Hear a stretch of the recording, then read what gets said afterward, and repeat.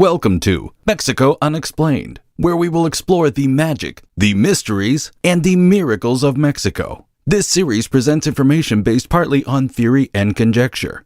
The podcaster's purpose is to suggest some possible explanation, but not necessarily the only ones to the subjects we will examine. Here is your host, Robert Bitto. Welcome, and muy bienvenidos to episode number 400 of Mexico Unexplained, where we examine the magic, the mysteries, and the miracles of Mexico. I'm your host, Robert Bitto.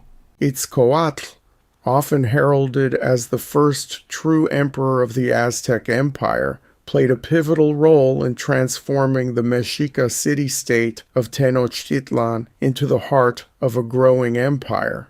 His reign, spanning from 1427 to 1440, marked a period of significant political, social, and military transformation.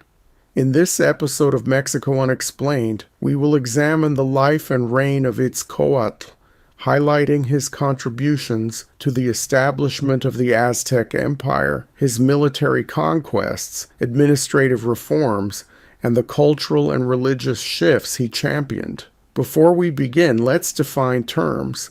The Mexica, from whom the name Mexico is derived, originally referred to the people living in the interconnected settlements in what is now Mexico City.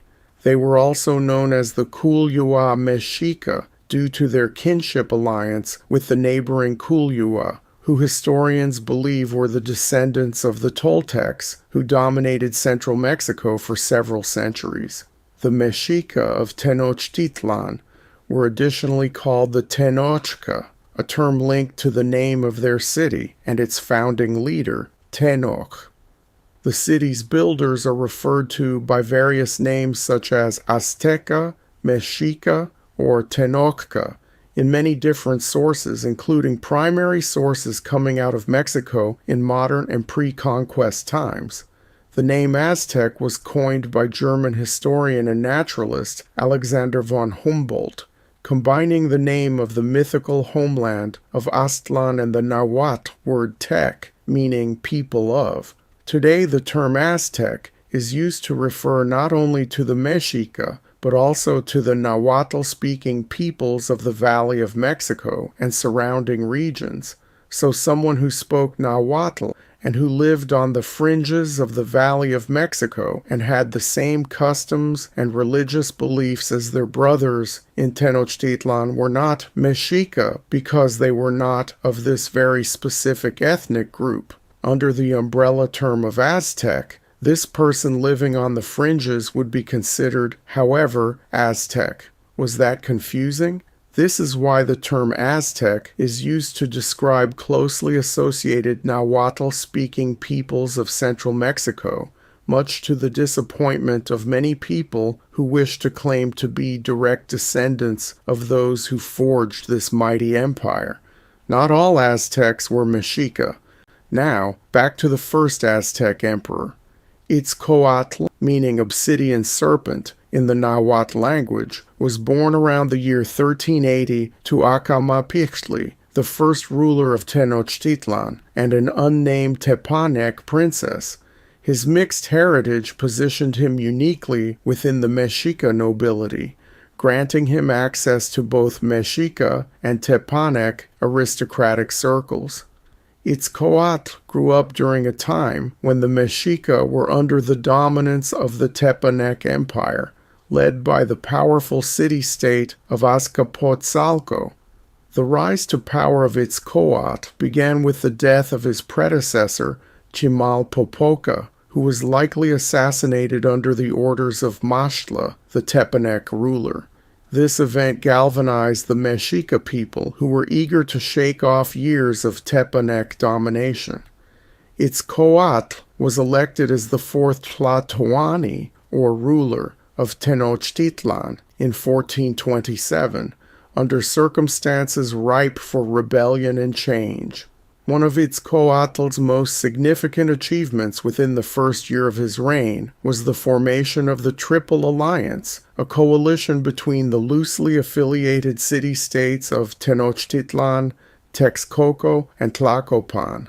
This alliance was pivotal in defeating the Tepanec ruler, Maxtla, and dismantling the Tepanec control over the Valley of Mexico.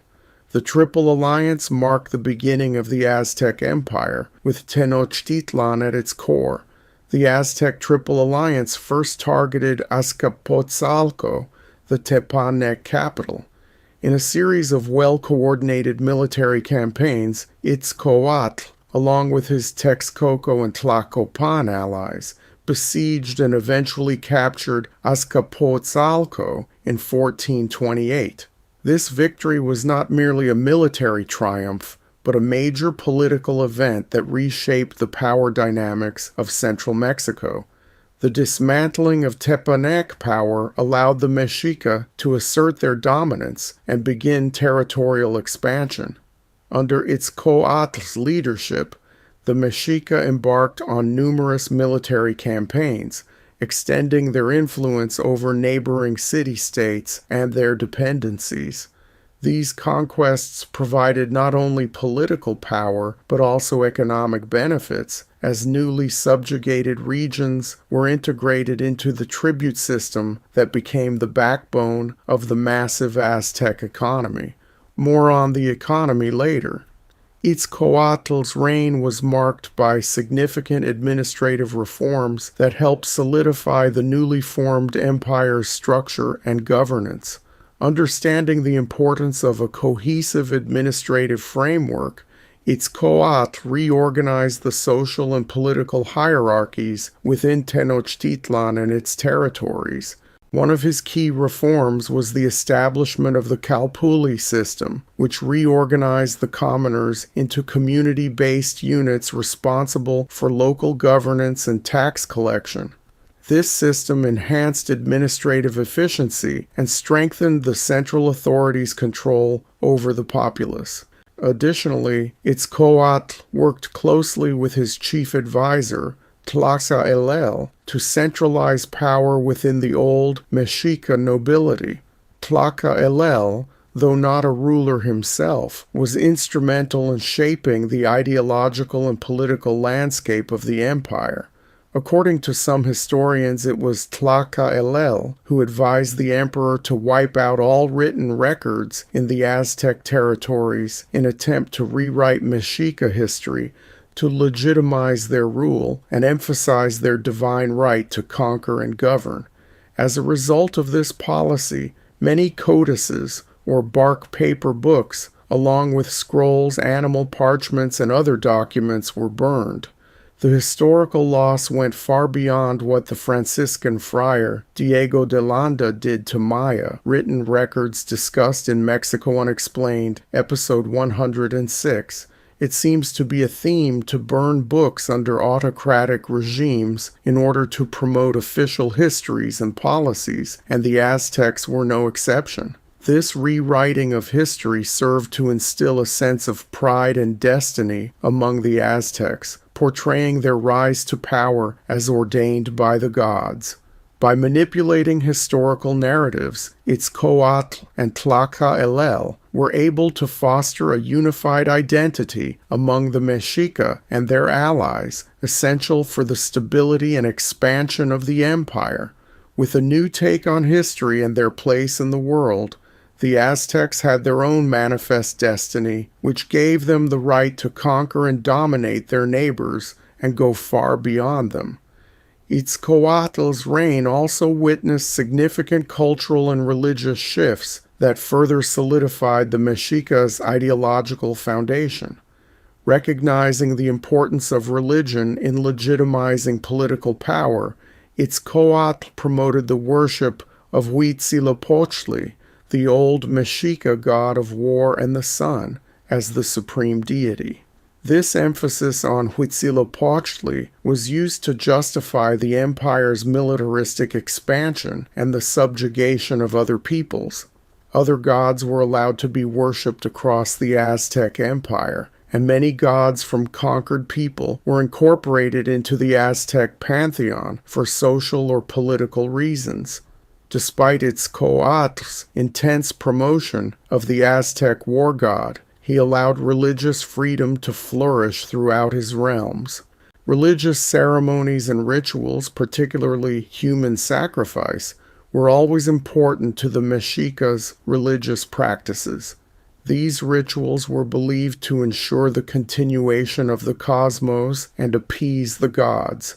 Itzcoatl's promotion of these practices served to reinforce the divine mandate of the Mexica rulers and their conquests.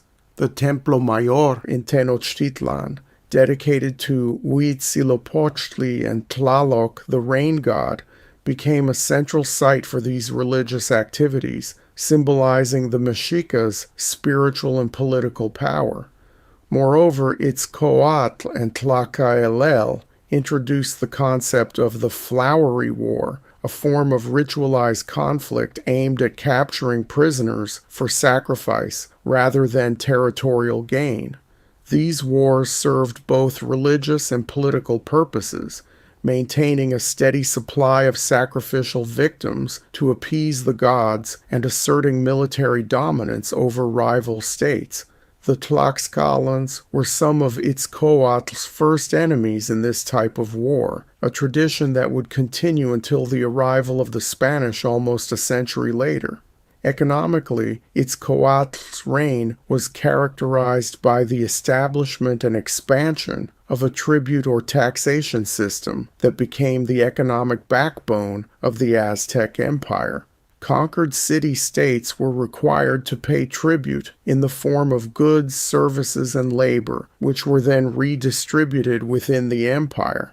This system ensured a continuous flow of resources into Tenochtitlan, facilitating its growth and prosperity. Tribute items included foodstuffs, textiles, precious metals, and luxury goods, which not only supported the old Mexica elite, but also reinforced the social hierarchy. The tribute system was meticulously organized, with specific amounts and types of tribute required from each subject city-state. Failure to comply with these demands often resulted in severe punitive expeditions, reinforcing the Mexicas' dominance and control. Many of the tax documents and accounting ledgers associated with this tribute system still survive to this day. Additionally, Itzcoatl promoted agricultural innovation and infrastructure development to support the growing population of Tenochtitlan.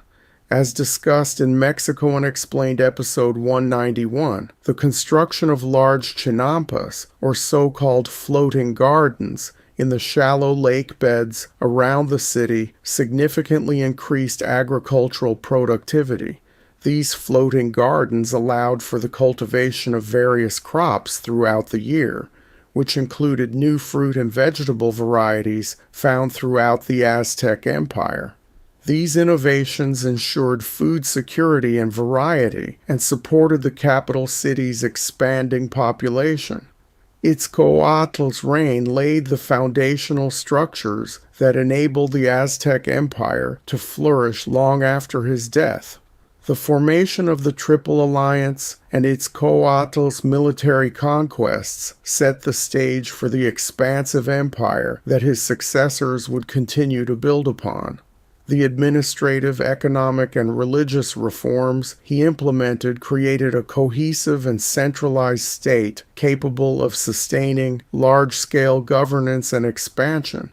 Furthermore, the ideological shift orchestrated by Itzcoatl and Tlacaelel through the manipulation of history and the promotion of a divine mandate instilled a sense of purpose and identity among the Mexica.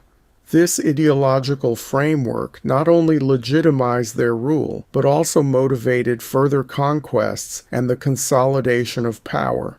Itzcoatl's impact extended beyond his immediate successors, influencing the governance and policies of future rulers such as Moctezuma I and Itzcoatl.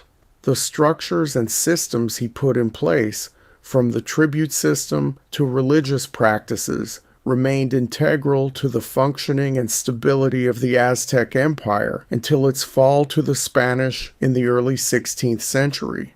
Itzcoatl's reign was a transformative period in the history of the Mexica people, marking the transition from a subordinate city-state to the center of a powerful and expansive empire. Through military conquests, strategic alliances, and comprehensive reforms, Itzcoatl laid the groundwork for the Aztec Empire's future growth and prosperity.